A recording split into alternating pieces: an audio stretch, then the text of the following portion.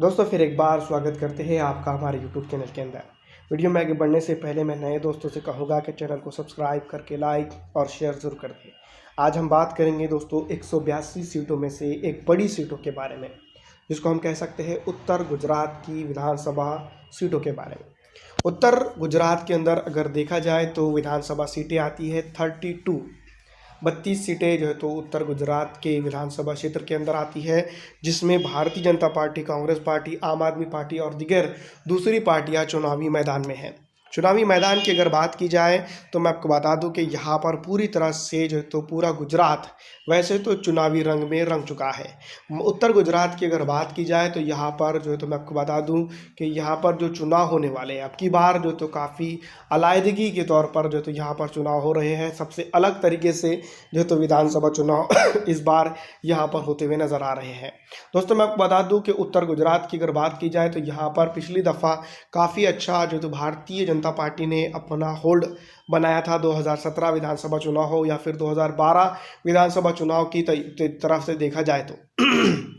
लेकिन अब की बार जो कांग्रेस पार्टी हर क्षेत्र के अंदर यहाँ पर उन्होंने अच्छा किया है। भारत जोड़ो यात्रा का भी इम्पैक्ट यहाँ पर पड़ता हुआ नज़र आ रहा है। और दोस्तों जैसा कि आप जानते हैं कि 8 साल से सेंट्रल के अंदर जो तो नरेंद्र मोदी होने की वजह से गुजरात की भारतीय जनता पार्टी एक तरह से देखा जाए तो लावारसी का शिकार पर हो चुकी है। और यहाँ पर एक तगड़ा नेता दोस्तों यहाँ पर नहीं होने की वजह से ये जो गैप था वो भरता हुआ नज़र नहीं आ रहा है। तो दोस्तों मैं आपको बता दूं कि अमित शाह जो गुजरात से आते हैं वो भी जो है तो सेंटर में जा चुके हैं। और रही बात गुजरात के नरेंद्र मोदी की तो वो भी जो तो फिलहाल मैं आपको बता दूं कि वो भी सेंटर में जा चुके हैं। तो कांग्रेस पार्टी, भारतीय जनता पार्टी को यहाँ पर जो गैप हुआ था उसको भरने का मौका ही नहीं मिला और कांग्रेस पार्टी को यहाँ पर जो तो बहुत अच्छे तरह से मौके मिले हैं। 2017 विधानसभा चुनाव की अगर बात की जाए तो मैं आपको बता दूं कि सौराष्ट्र हो, मध्य गुजरात हो, इसके अंदर जो है तो उन्होंने जिस तरह से दमखम दिखाया। और आपको बता दूं कि अब जो बारी है 2022 विधानसभा चुनाव की तो माजी में अगर देखा जाए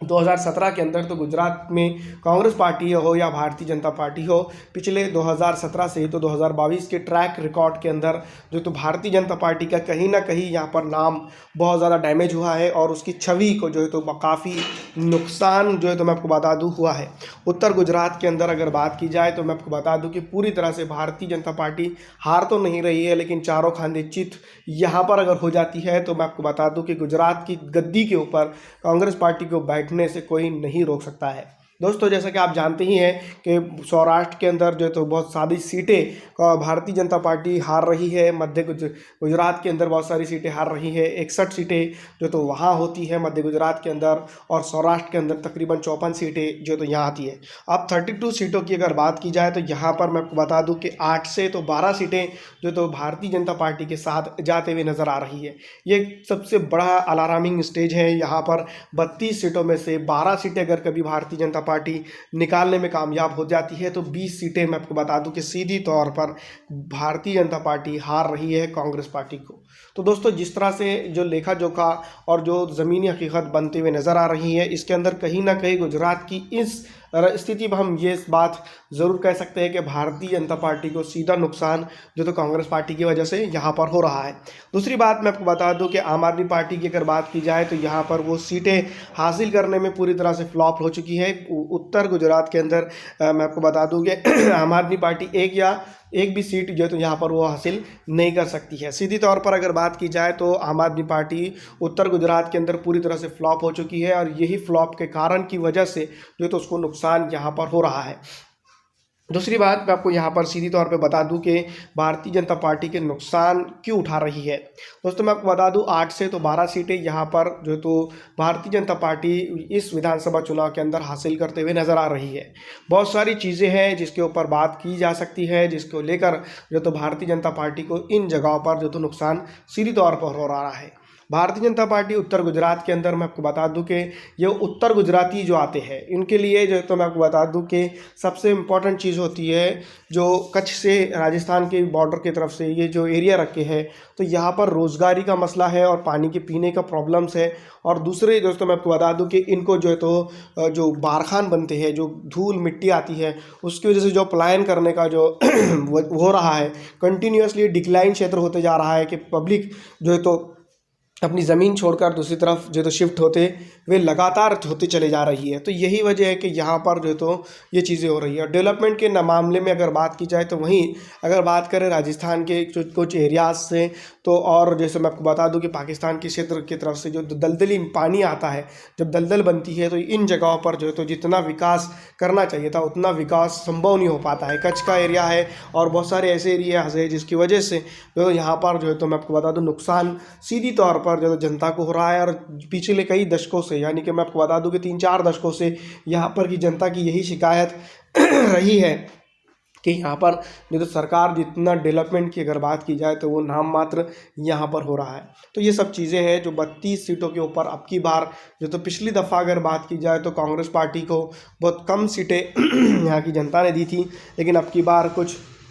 मामला जो तो उलट हो रहे हैं। भारतीय जनता पार्टी को जो तो तरस आकर, भारतीय जनता पार्टी से परेशान आकर यहाँ की जनता सीधी तौर पर, मैं यूँ भी कह सकता हूँ कि यहाँ पर सीधी तौर पर जो तो भारतीय जनता पार्टी से नाराज़ होकर जनता कांग्रेस पार्टी को यहाँ पर वोट दे रही है। अन्यथा जो तो कांग्रेस पार्टी के पास सिर्फ और सिर्फ यहाँ पर अपोजिशन में बैठने का अलावा दूसरा कोई बड़ा जो तो उसकी उपलब्धि गुजरात के इस क्षेत्र के अंदर तो मैं मानता हूँ कि नहीं है। क्योंकि पिछली कई दशकों से अगर देखा जाए तो 3-4-5 चुनाव से अगर हम बात करेंगे तो भारतीय जनता पार्टी ने यहाँ पर जो है तो चुनकर आई तो ज़रूर है, लेकिन डेवलपमेंट के नाम पे यहाँ पर इस क्षेत्र के हद तक की हम बात कर सकते हैं कि नहीं हुआ है। तो दोस्तों अगर पूरी तरह से देखा जाए तो इधर से राजस्थान का एरिया आता है, इधर से पाकिस्तान का एरिया लगकर आता है, और इधर से अगर देखा जाए तो कच्छ का एरिया लगकर जो तो इसको उत्तर गुजरात के अंदर आता है। तो इस एरियाज़ के ऊपर जो तो बहुत ज़्यादा मेजॉरिटी में जो तो प्रॉब्लम्स होते हैं, बहुत सारे अलग प्रॉब्लम होते हैं जो सेंट्रल गुजरात के हैं, जो दक्षिण गुजरात के हैं, इधर के जो प्रॉब्लम है उससे कई ज़्यादा प्रॉब्लम जो तो यहाँ पर फेस कर रही है जनता, जिसके चलते यहाँ पर नुकसान सीधी तौर पे भारतीय जनता पार्टी को हो रहा है। क्योंकि जो सत्ता में होगा उसी को यहाँ पर का नुकसान होगा। और सीधी तौर पर मैं आपको बता दूँ कि यहाँ पर सीधा सीधा नुकसान भारतीय जनता पार्टी और भारतीय जनता पार्टी की नेताओं की गलत रणनीतियों के कारण यहाँ पर जो तो भारतीय जनता पार्टी को नुकसान उठाना पड़ रहा है। तो दोस्तों मैं आपको बता दूं कि उत्तर गुजरात की अगर बात की जाए तो यहाँ पर भारतीय जनता पार्टी इस दफ़ा विधानसभा चुनाव के अंदर पूरी तरह से हम यूँ भी कह सकते हैं कि फ्लॉप शो की तरफ बढ़ते हुए नज़र आ रही है। अगर इसको रोकना है, अभी बहुत वक्त बाकी है, पूरी तरह से 1 महीना की अगर बात करें तो अवधि यहाँ पर जो है तो बाकी है। और अगर कभी इसको जो है तो पॉजिटिवनेस में अगर तब्दील कर सकते हैं तो वो मैं आपको बता दूं कि यहाँ के वरिष्ठ नेतागण जिनको एक बार फिर यहाँ पर गुजरात के अंदर आना होगा। यहाँ पर जो तो मैं आपको बता दूं कि अमित शाह हो या नरेंद्र मोदी को फिर एक बार मैं आपको बता दूं कि सीएम उम्मीदवार बनना होगा। तो आप जानते हैं कि नरेंद्र मोदी नहीं बन सकते हैं, तो भारतीय जनता पार्टी के वरिष्ठ नेता अमित शाह यहाँ पर ये काम कर सकते हैं, तभी जाकर आप जो है तो जिंदा हो सकती है भारतीय